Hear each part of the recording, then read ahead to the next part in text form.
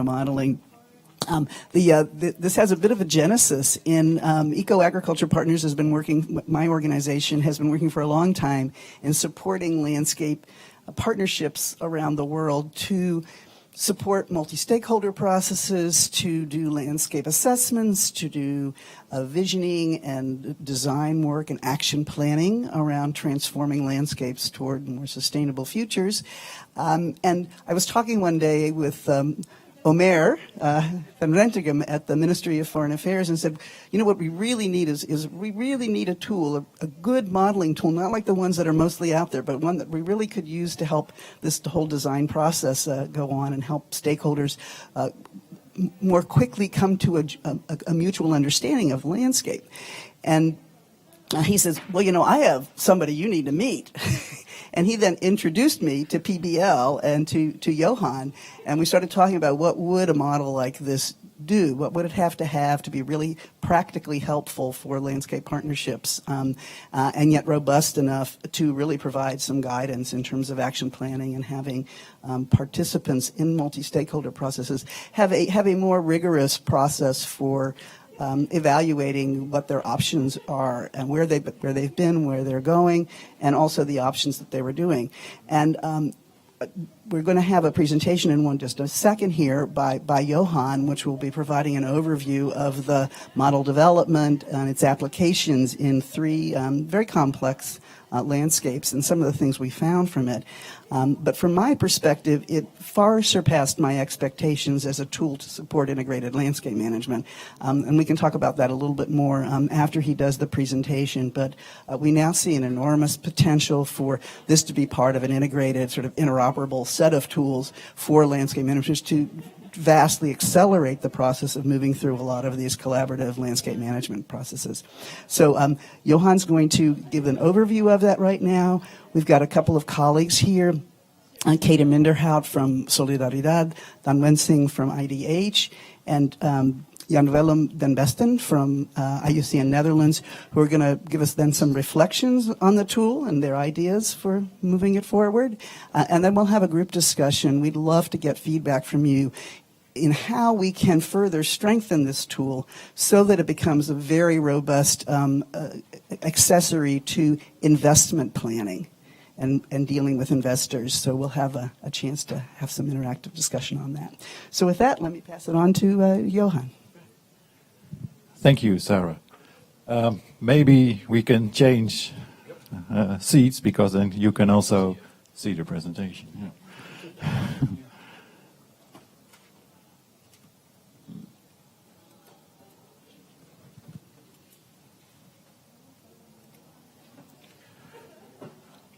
Okay, I guess this is what Sarah just sort of mentioned, the program for the next 40 minutes. And my presentation will be about the work that we did on modeling of participatory landscape scenarios. So we wrote a report about it, so I will mainly be telling you about the highlights, and if you want to know more about the whole technical details and the modeling stuff, just find us at our booth the rest of the day. But as Sarah told, we did this project at the request of the Ministry of Foreign Affairs in the Netherlands, and it was really looking at how we can use spatial modeling of participatory landscape scenarios in a way that we try to support a number of active landscape initiatives and really to stimulate their strategic discussions, especially with a focus on achieving progress on not one SDG but multiple. So we looked especially at the more spatially oriented SDGs, so you have food, hunger, water, climate, and life on land. And we did that with 3 case studies from the LPFN network. So one in Honduras with Solidaridad, one in Ghana with IUCN Netherlands and Arrocha Ghana, and one in Tanzania with the African Wildlife Foundation. So again, the research objectives for us were, can we explore the use of these spatial modeling tools? For us, it was also a pilot to try and see if these tools are actually flexible and what is already there and what needs to be developed to cover a number of SDGs. And are they flexible to be applied at the landscape level? And we would specifically focus on more the spatial planning aspect and analyze impacts on ecosystem services and try to make the feedback onto, for instance, food provisioning. Our idea was to develop plausible scenarios in a participatory way and use these spatial models to assess their potential contribution to achieving progress on them. And as I said, food, water, climate, life on land. And we are also here in the last, been working on this for, let's say, the last 1.5, 2 years, and we're now trying to figure out what they're actually doing with it and if it had any effect on their work. So just to give you a bit of an overview of these landscapes, our intention was to select very diverse landscapes, and I think we succeeded in that, although we didn't find an Asian one, but we're very happy with the ones we had. We had different partners, we had difference in size, difference on delineation of the landscape, either on, for instance, watersheds or districts or combinations of that, in population, current, and also in projected.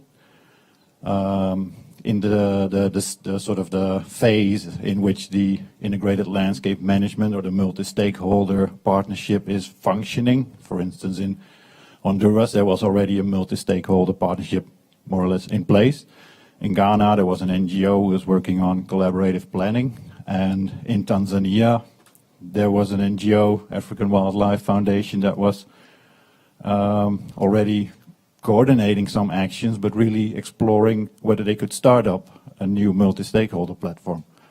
And also from an entry point perspective, in Honduras, mainly focusing on improving the sustainable production of palm oil. In Ghana, mainly focusing on the role of the Atiwa forest range as a water source for the 5.5 million to be projected 8 million by 2030 population. And in Tanzania, mainly on focusing on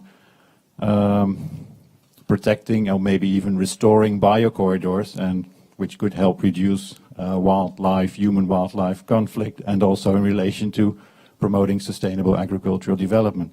Since this Tanzania landscape was also a SAGCOT cluster, Southern Agricultural Growth Corridor of Tanzania. So how did we do that? Well, quickly, we had in each case study we had these 3 phases.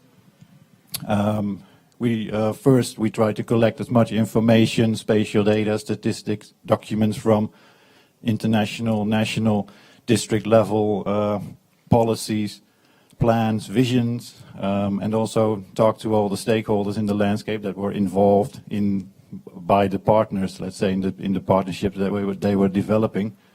And based on that, we would try to build sort of a business as usual scenario. To assess also the current situation and whether we had any data on time series available, we would make this business as usual scenario to look at the situation in the year 2030, when the SDGs sort of have to be met. The second part of the case study was to organize a stakeholder workshop. We try to be as efficient as possible by just joining the planning process of the initiative already going on, and we just try to find strategic moments in which we could hop aboard and do our workshop.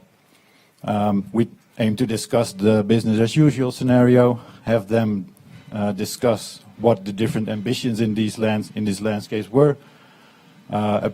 Clearly they relate to SDGs. We also use the SDG framework to sort of guide these discussions on ambition, saying that they cannot be seen separately, as the SDGs are sort of this integrated framework that you have to work on all of them and not just one. Based on that input from the stakeholders, we try to develop these alternative storylines and really find landscape interventions that support achieving these ambitions. And we focus on trying to find these win-win or synergies and avoiding the trade-offs. And our challenge was, of course, to translate these scenario interventions into spatial rules that we could actually apply them in our spatial modeling. And the final phase was, of course, reporting and discussing the outcomes of it. and see where they can use it. So I got an error on this, but this is actually provides much more information of all the outcomes from the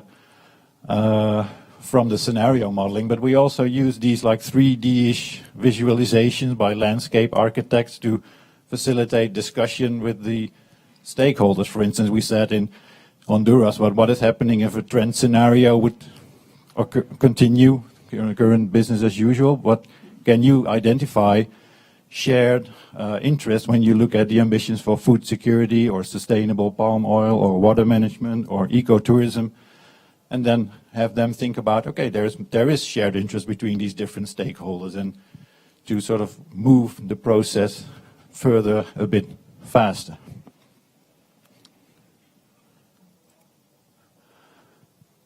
So by getting all this information, their ideas on what should happen where in the landscape, and make them more aware that the activities of each stakeholder in the landscape is affecting the activities of other stakeholders, we try to identify a number of spatial policy rules, which require, of course, data sets, spatial data sets.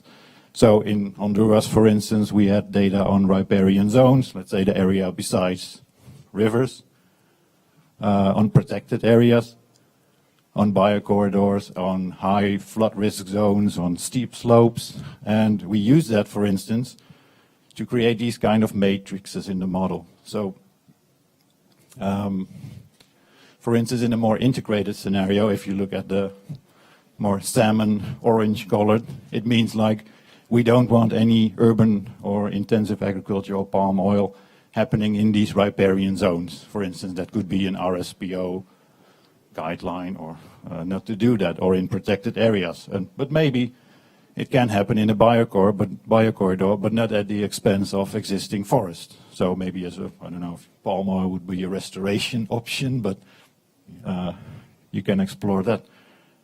And in this way, we could sort of implement all the policies and the ideas from the stakeholders into the modeling. And if there were, for instance, according to these guidelines, there was no policy, then we have the algorithm of the model based on a number of suitability layers that would identify, for instance, if there would be any change in land use.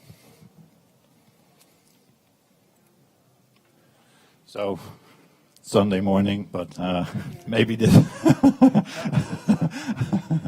I'm trying.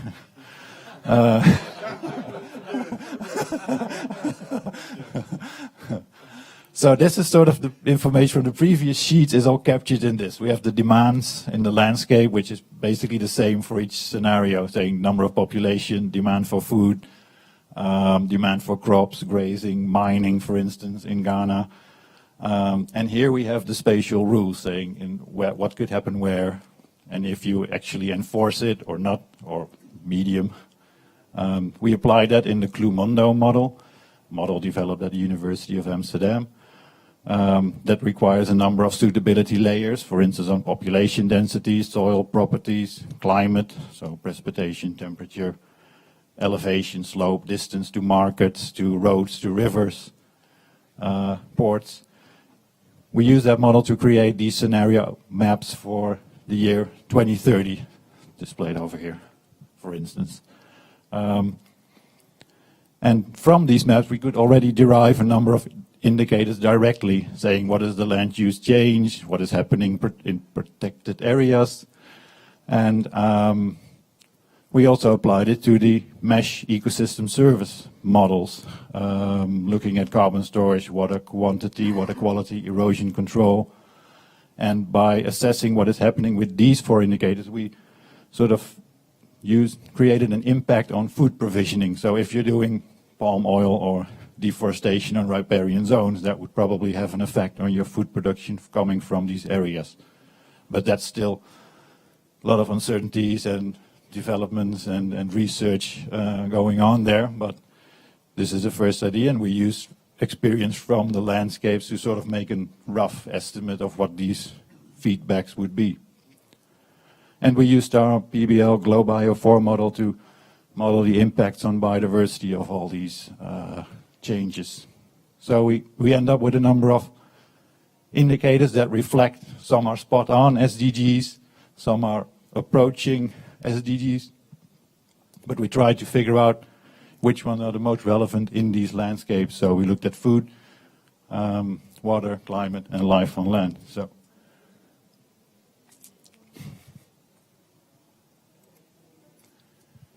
this is sort of, we have a lot of output, but it's, and in the end it's resulting in this main graph, sort of summarizing the changes with respect to these SDG indicators. So in the center is sort of the current situation.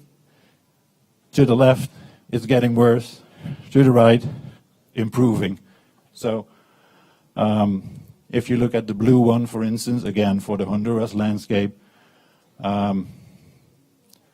food production is increasing, but it's actually driven by a 30% increase in population, which will also mean that more people will start to do agriculture and current practices will expand, so more food will be produced in the landscape. But as you can see, it goes at the cost of a lot of water indicators, climate, and also biodiversity and forest. So the challenge is to find ways to actually sort of either limit the loss or maybe even improve it. And as you can see, by doing this in a more, let's say, integrated way, you manage this for a number of indicators. But some biodiversity or water availability is still a challenge, which also means that finding the right interventions in this landscape to really find solutions to capture all these drivers of population increase and increasing agriculture and increasing palm oil really is a challenge, and it requires some huge effort as well and investments in improving productivity from the same hectare, which is more or less the key driver in this.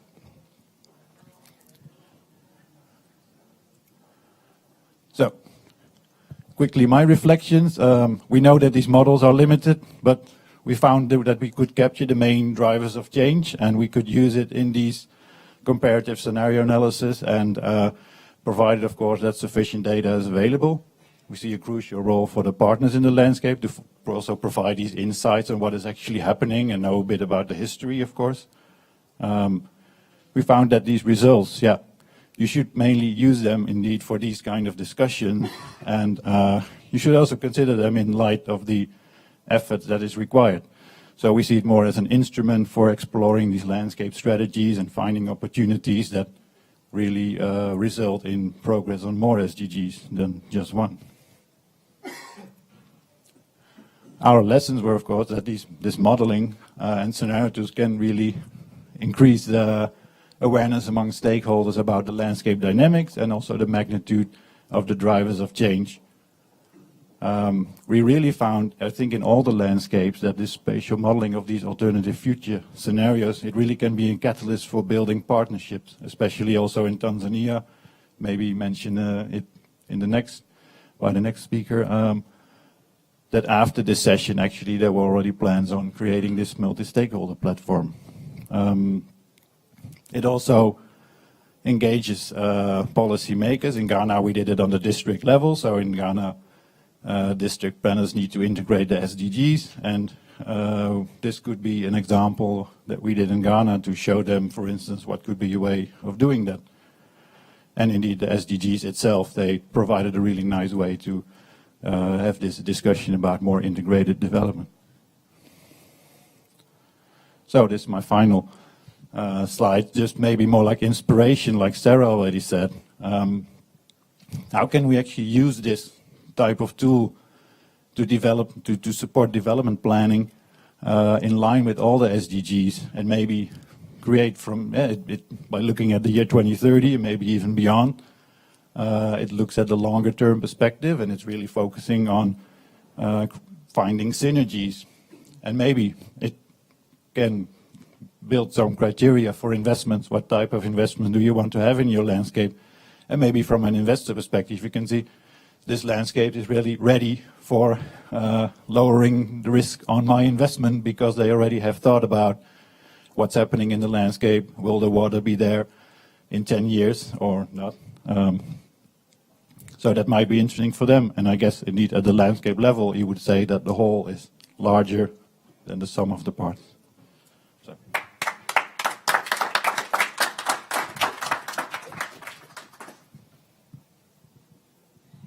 Thanks very much, Johan. Stay up here for just a moment. I thought we'd take just a couple of questions. Those of you are welcome. There's some seats out here if you'd like to sit down. And also there's a paper going around if you wouldn't mind jotting down your name if you're interested to stay informed. Any questions for Johan? Yeah, Daniel, please state your name. Do we have another mic? We need to use mics because everything's being taped. I was interested to understand if the behavior of the actors are also considered and simulated, I don't know, but how is the behavior and their special interest in certain trajectories for the landscape? How was this managed?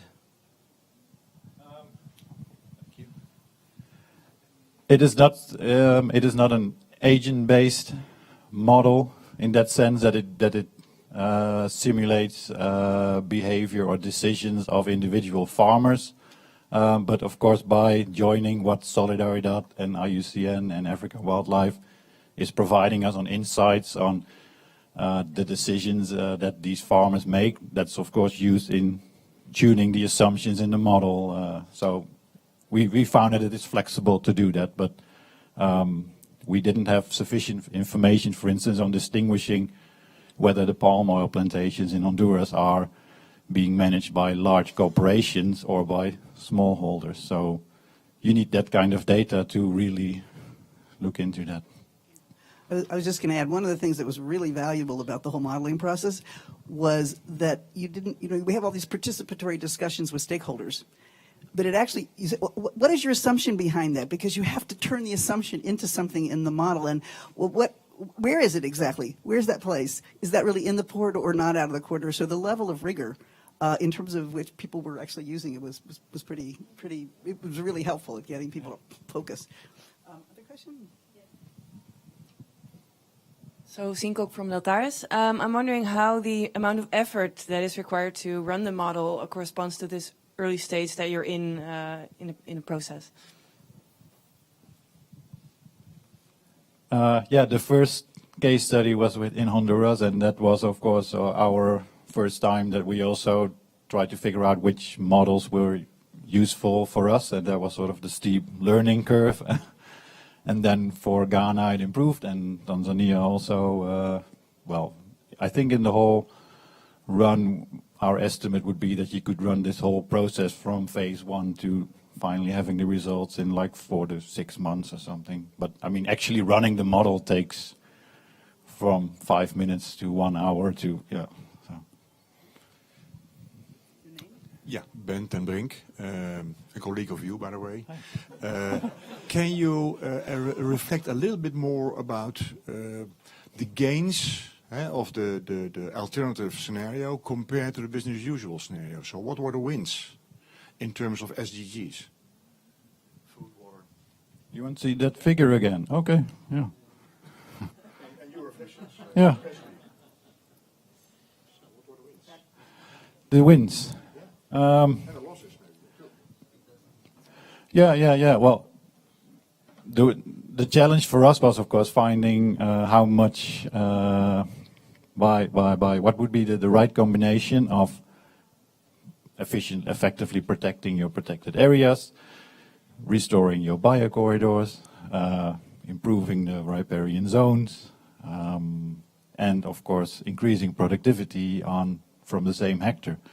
And we also focused a lot on increasing the amount of agroforestry, sort of in Honduras, for example. That was a very interesting development because their palm oil was sort of pushing away food production onto the slopes, and then it would increase erosion, sedimentation of the water, and in the end, this sedimentation would end up in the Caribbean Ocean, ruining the nice coral reef, which is an important, attractive element for the tourism industry. So for us, it was also really interesting to see these interactions in the landscape. We learned really a lot from that, and especially also in Honduras and then later in Ghana and Tanzania as well. But I just wanted to add another reflection. It was a bit sobering for me because we were working with the groups on what is the integrated landscape management scenario.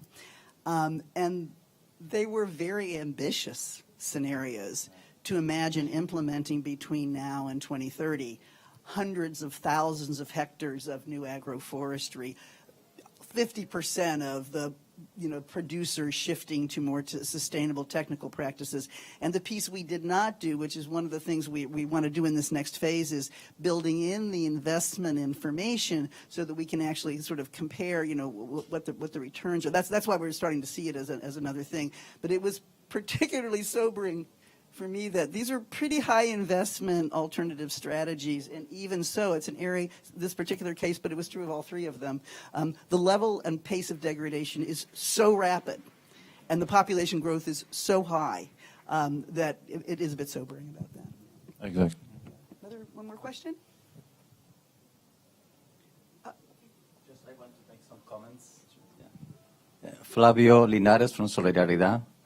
I am the Technical Director of Programs for Solidaridad in Mesoamerica, especially I know very well your job. But my impression for this is multi-actors' opinions based on their concerns when you have in the same platform to discuss what's going on at the landscape level. That means, as you said, behavior is concerned about what's going on at the business as usual based on the traditional, commodities and the production systems, as you know. In spite of that, palm oil, for example, is good, like to achieve the RSPO certification. It's still some social conflicts regarding that natural resources users by the users. So this kind of landscape perspective was, and the modeling was to capture what's going on about the concerns from the multi-stakeholders, at the same time to address our theory of change in terms of the landscape framework. So that means we continue working with the multi-stakeholders platform and trying to identify what can be cause more impact. But the first fire is on the table, which is providing the discussion how to manage this kind of perspective based on all concerns. And that means how to join efforts, to think in the same way that the landscape is, as you said, is more important than the sum of the parts. That means, for me, as a Solidaridad staff member, I think it's very important to know, to have this exercise, but the most important is how to collect data from different stakeholders and to move on for the next future. What are the changes that we are able to provoke in the landscape, and at the same time in the policy maker, and at the same time for the, the main actors in the landscape. So we're still discussing in Honduras what's the next steps. At the same time is investments.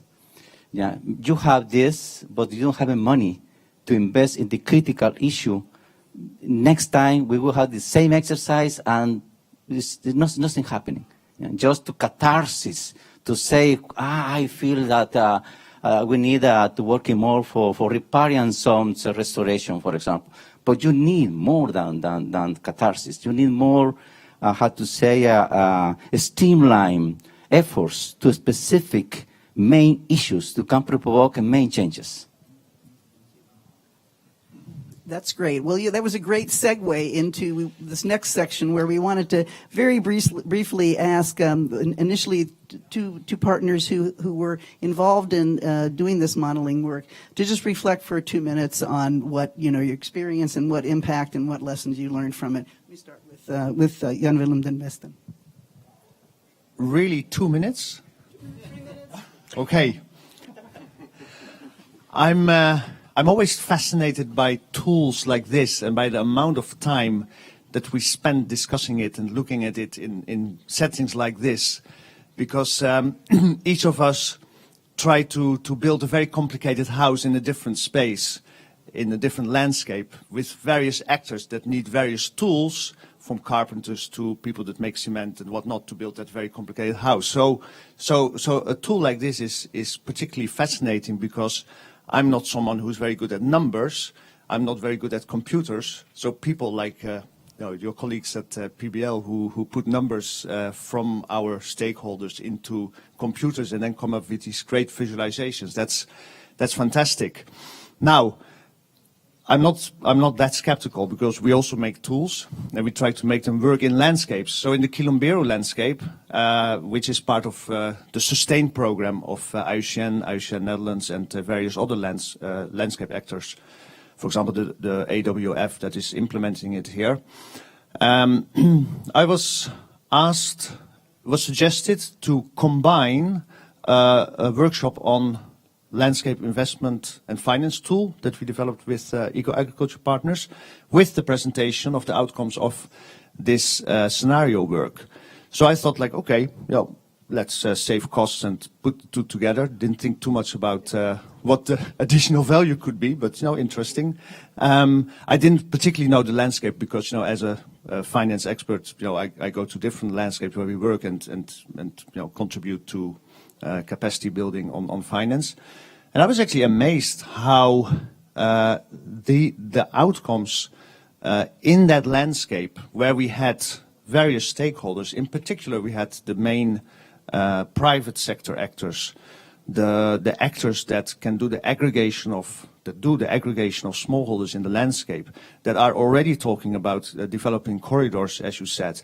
We had a large representation of the government, civil society, communities, and these outcomes reinvigorated the awareness of this group to work together more strongly and to understand why they are focusing on the inclusive green growth scenario that they had already been working for 3 years.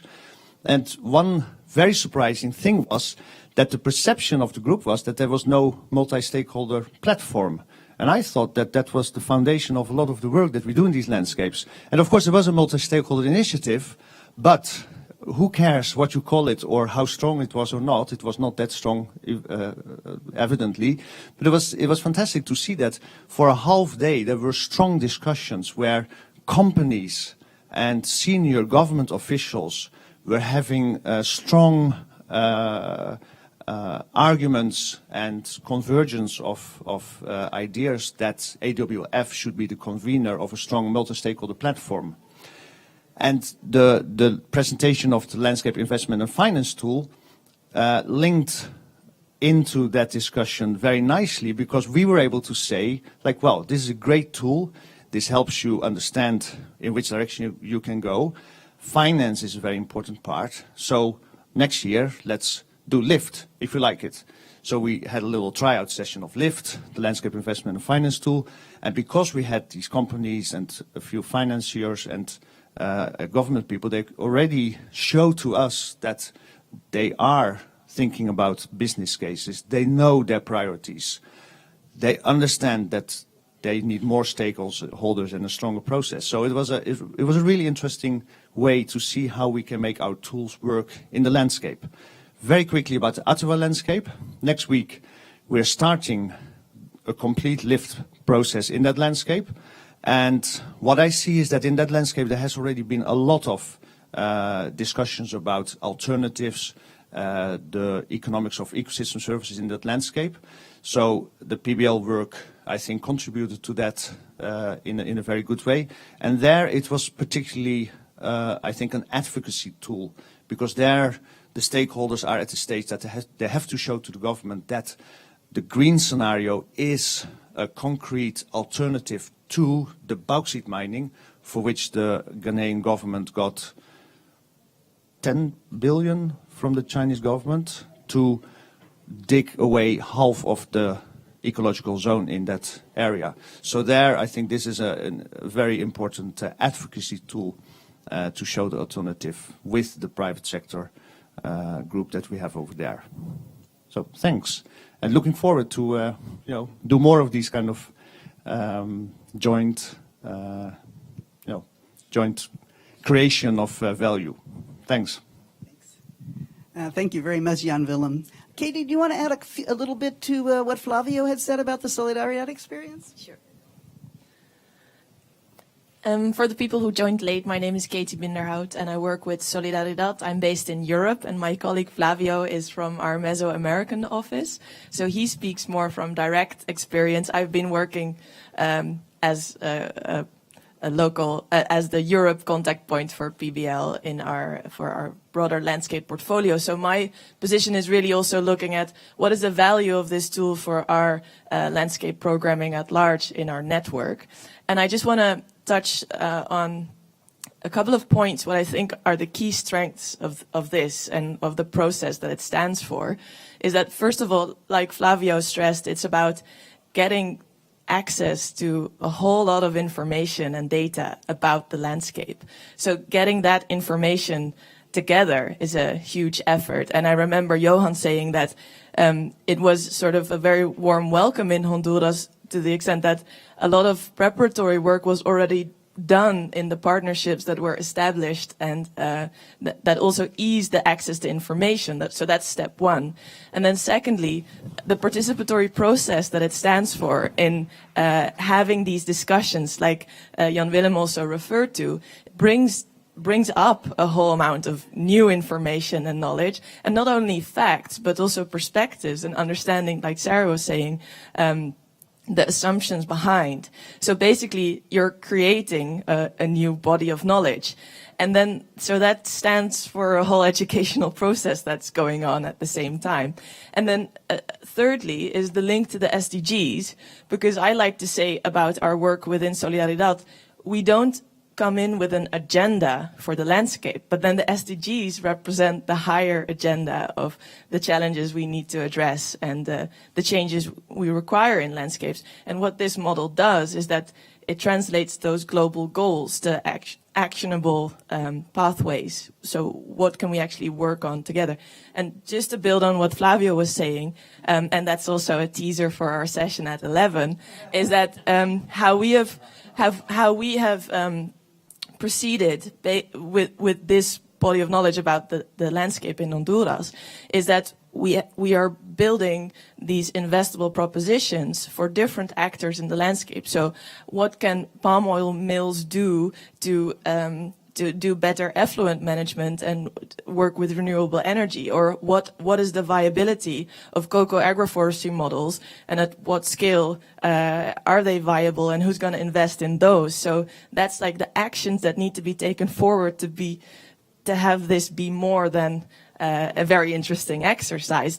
I mean, it's very, very important, but it's part of a larger process in making action happen on the ground. So I'm very grateful for the partnership with PBL, and we are making plans for the future because this is only one of our landscape programs, and we're using it as really as a best practice. And in the future, I would like to see that this is like a key step, a quality requirement for our landscape programming. And one more point is that when we were discussing in preparation for this session, it also made me think, like, why all the banks, all the investors, they're doing their risk assessments and everything. But those are exercises from a distance, while this is like a process from the bottom up. And why not have this as sort of a baseline body of information that is used for understanding the level of risk, instead of doing your faraway assessment behind your desk? But then this really does justice to the situation on the ground. So, thanks very much, Katie. I would like to turn the floor over to Don Vensing from IDH. IDH is actually convening 14 large, complex landscape initiatives, and they've done a lot of work on tools and development. I'd just love to have your reflections on how this links to the kind of work that you all have been doing, insights from what you have that could inform what we're doing, or anything you found particularly interesting. Great. Thank you. And good morning, everyone. So I'm Don Vensing. I'm the director of IDH's landscape program. And indeed, we partner with everyone who's been on stage already, although not particularly in this project. But I think the findings are fascinating. Also, in our approach, no matter where we operate, we start with getting a stakeholder coalition together. And as Katie said, we don't enter with an agenda, where we want to sit together, and then also we start modeling business as usual. And then with the stakeholders, we determine a few other scenarios that are out there to see, okay, how can we strike a balance basically between sustainable production, between protection of natural resources, and also the inclusion of smallholders and communities, and how can we link them to global supply chains, how can we work on access to finance and what have you. And how we then use that piece of data, and that's also my reflection on this, is then we develop what we call a green growth plan. So this is at the level of a sub-national jurisdiction. So often in Indonesia it would be a province, in Brazil it would be a state, or the equivalent around the world, where you really have a governor that takes ownership of this agenda, because then it can become part of government planning, it becomes part of government finance streams, it becomes part of policies and regulatory frameworks.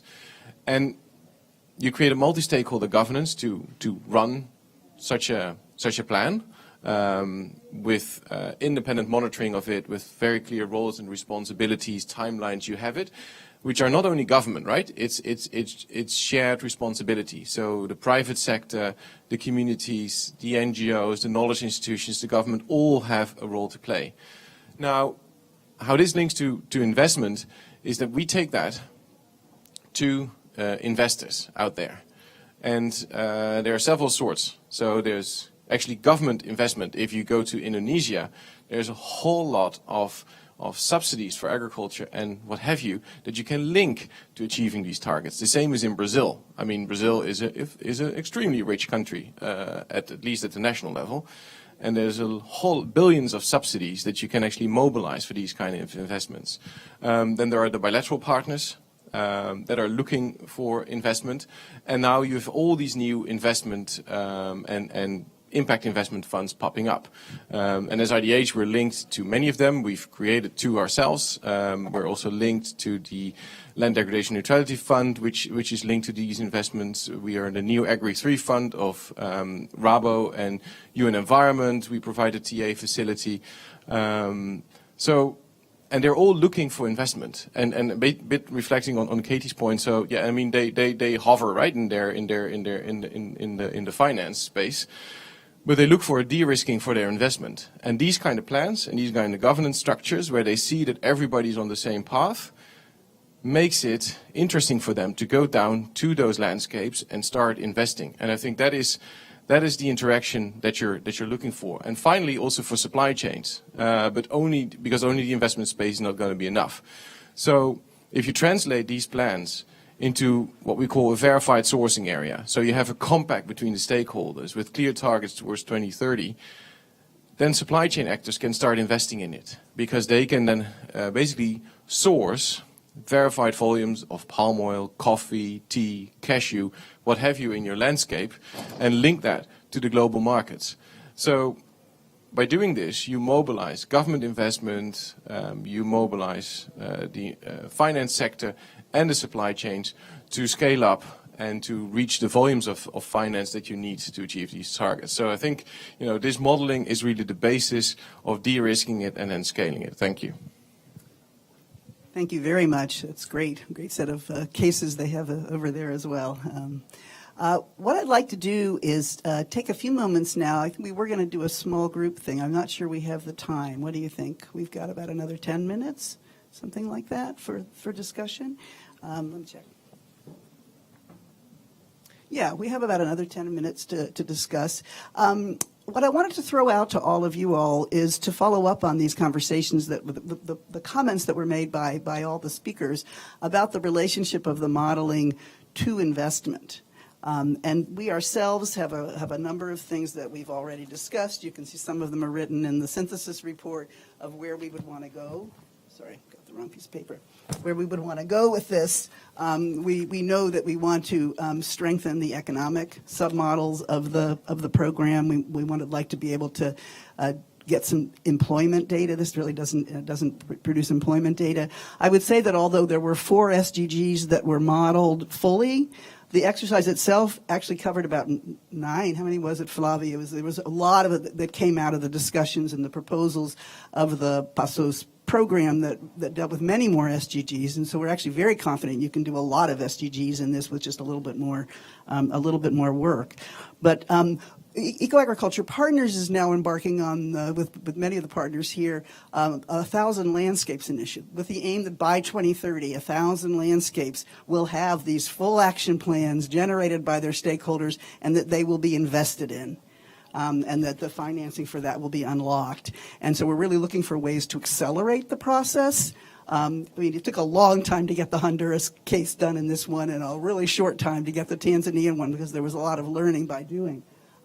But we'd like to turn this into something that could be much more quickly used by way more people with possibly less expertise than what Johan and his team have, build a cadre of people to build these kind of models and be supportive actors for the landscape initiatives, and try to make this tool interoperable with others, because the data sets that are generated through this modeling are exactly the same sort of data sets that you need for baselines for monitoring, that you need for investment planning. So what we'd actually like to do, spend these next few minutes, is get your ideas for what would this model have to have, what attributes would it have to have, or what processes should it be doing that would make it much more effective as a tool to mobilize and inform investment.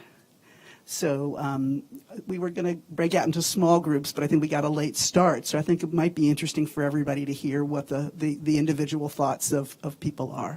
Okay? So do you have the other mic? Do you mind taking that around? What are your thoughts? What would this actually have to either be useful to you in generating investment plans, or that you actually think you could share directly with investors and would influence their interest? In my opinion, that base after know very well what is the situation, in particular in Honduras landscape. In my opinion, information and communication are very important. I think you realize there is interesting data in this kind of report based on PBL, but still we need to communicate in a better way, to key actors, especially to mobilize local resources based on their own resources and government resources, and then to go to the next level when the local capacity is not enough, and we need to follow the strategy we are trying to implement right now, which is make a strong proposal for looking for solution for bigger problems. What would the communication look like? What do you think would be effective in communicating? Is it pictures? Is it stories? What's the best way of communicating? There is Latin culture, they go like a formal communication first, which is to have a working meeting with the Ministry of Agriculture, with the Ministry of Environment, with Ministry of Labor, then a different perspective, and then to jump, for example, renewable energy management POM from palm oil. Then is this electricity energy matrix from the whole country that they would like to listen. Okay, this is the proposal for 5 mills are joined are willing to manage the POM from palm oil, but we need to invest this kind of millions of dollars for management. Thank you. That's great. Thank you. Yes. I would look at the possibility to upfront, when you start the modeling process, to engage the financial sector in the landscape, the impact funds, development funds that are interested in the sector, in the landscape, because they need monitoring of risk management interventions with smallholders, etc. So they need data and they need baselines, and if you already can understand what they need in the particular landscape, that's one thing. And the other thing is, we many of us were yesterday also in the landscape standard presentation. Of course, it would be interesting to see how, again, the baselines and the data, the kinds of data can be aligned with what a landscape standard would need. And by engaging them right up front, you already lay the foundation for using a standard potentially to certify or to do with the standard what it is developed to do. Thank you. Thank you. I'm Bas Lauman from Tropomos. I'm first sorry that I came late, and so I didn't see all what you presented, and not sure what the tool looks like. But if it's like a planning tool, and so far what I've seen, it's very useful. But it might be even more useful if it has a user-friendly interface, where the assumptions are transparent, where you can change the assumptions, and then if you say, okay, we have here an investment project, but for that investment project we have some different assumptions. What is the difference with what we see here? That was actually one of the learnings that we had originally, that the assumptions were initially sort of made by PBL based on their conversations, but we turned that into something that was very transparent. There were forms that the actual, in the other landscape, people needed to fill out with what exactly are the assumptions, so that they could argue about which assumptions should actually be in the model, which for me was really great. Other suggestions, comments? Yes. Yes, I like very much the figure about the gains and losses in the different planning systems. And I think investments are based on trust, right? And the fact that things are put into maps and what are the consequences for the different SDGs or whatever, I think gives trust, because it's well thought through. There's a basis in the community also. And if there is a strong government who really goes for a long-term political goal for 10 or 15 or 20 years based on such a well-founded plans, I think that's the trust you need for people to invest. I think it's about trust. So it's not about the model, it's about the trust of the government. Yes. Very important that the modelers are perceived as unbiased. Hi, my name is Ruben, Forest Finance Consulting. I have a question related to the, now will be a question, will be maybe a follow-up. From my side will be how the SDGs are addressed and which are the trade-offs. Because as an investor opportunity, yes, you're supporting certain SDGs, but actually there are trade-offs. So if you are supporting some of them, actually there will be a trade-off to another one. So you cannot address the 17 entirely. So that will be one solution to see, okay, which are the trade-offs? If I'm supporting this SDG, what would happen to the other one? So this is one of the reasons as a supporting mechanism as well.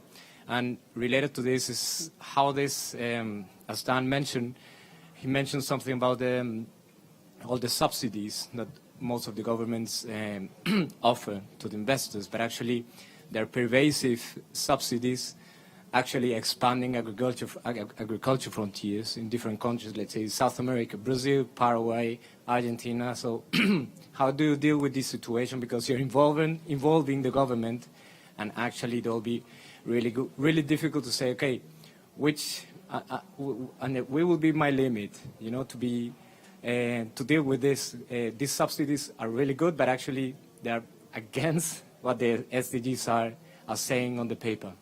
So one thing is the regular framework, and the other one is, like the other person mentioned, the colleague mentioned, is in practice.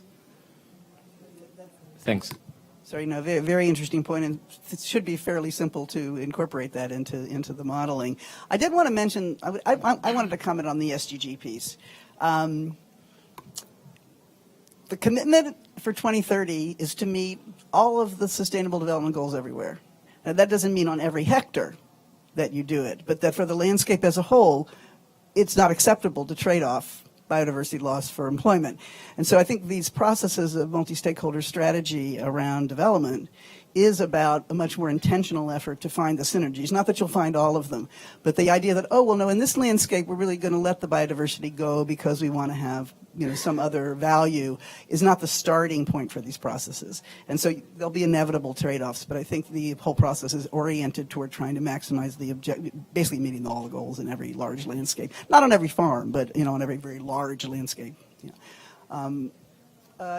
Any last thought before I turn it back to Johan? Just the final comment.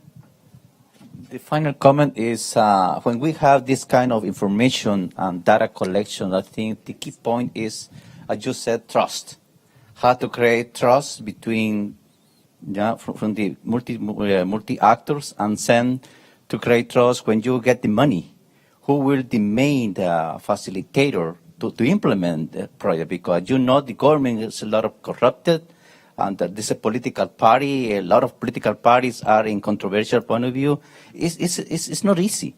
It's not easy because, for example, in terms of the violence, the rates or whatever, you can see right now thousands of Hondurans migration to United States, That means it's just social issues and political issues are very key points. And when we want to look for investors, that means they look out the country first. Second is the landscape, And third is who is the main actor who mobilize resources. And the other is, okay, I can to get $1, how much you can to pay for this kind of project, for example.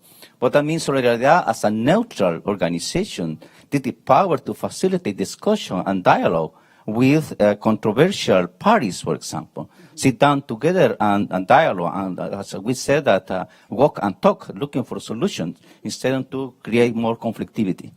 Thank you very much. Okay. Did you? No. Yes, you want to say something? Last word here, and I'll turn it over to PBL, unless there's someone else with a burning comment, suggestion. Go ahead. Yeah, there are always trade-offs, naturally, and one goes at the cost of other things. So it's about not maximizing on individual SDGs. I think it's about optimizing over the whole, and that's, I think, the aim or the way we have to go for optimizing. Yeah. And negotiating among stakeholders to people can get other benefits if they have to lose something. Okay. Let me give you the pass. What are your thoughts on where we might move forward? Yeah. Well, I've written them all down, so I guess in a few months. No. No. Yeah, I'm a very efficient handwriting. I think we already have a plan to follow up this project. The initial idea was not for this project to create a ready-made tool that others could directly use, but seeing the response and also our own aim within our agency to be more transparent about the modeling and the outcomes. We're looking into options to do this and to maybe facilitate this from our side. That raises more questions. Is that all right? Yeah. Just a quick question, because you're the Netherlands Environmental Assessment Agency as a sort of boundary organization. What I find very interesting is the question to what extent you have a dialogue with our own government to take along land use outside our boundaries, take that along in the transition towards a decarbonized economy in the coming 30 years, because a lot of emphasis is on energy transition, but land use. Do you have that discussion? And if not, or not enough, can we as a group of CSOs contribute to an additional roundtable? There's now a roundtable on forest and FSC as part of the transition, but I think we need a roundtable on land use more broadly. Okay. Yeah. We don't have to decide now, but yeah, it's good. Yeah, good one. I'm going to have to slip out because I'm leaving another meeting, but you can wrap up here. Thank you all. Yeah. Thank you, Don. Just an idea about to continue maybe and to apply it in other countries. I can imagine that, well, you learned a lot, you learned all a lot, and you learned a lot with people on the ground in the countries themselves. Would it be possible to let those people who learned in Honduras or in Tanzania to help another country do the same thereafter? So then you get a kind of chain of people helping each other. And we can, you can step out, and countries are helping themselves. That's exactly. I mean, it's not the role of PBL to model every landscape, every 1,000, but at least share our experiences and tools and whatever we can. I mean, it's all open source and open, freely available for others, but good. So, thank you very much, I guess, for this early morning Sunday session, and see you next. If you have any other questions, we have a report out. It's also available in Spanish due to our Honduras colleagues. It's available at our booth, and if you want to know more about the technical bits, just feel free to contact me. So have a nice day.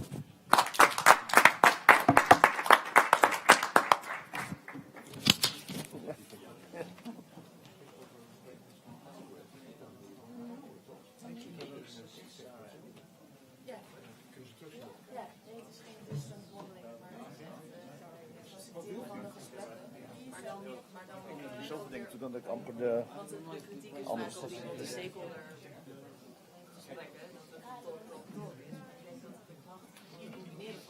Verzamelen van data en het ook echt loggen en er wat mee doen.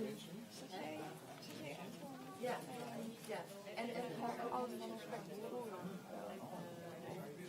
ja. Nee, maar ja, ik ben, voor mij is het wel, dan komen 2 kernelementen van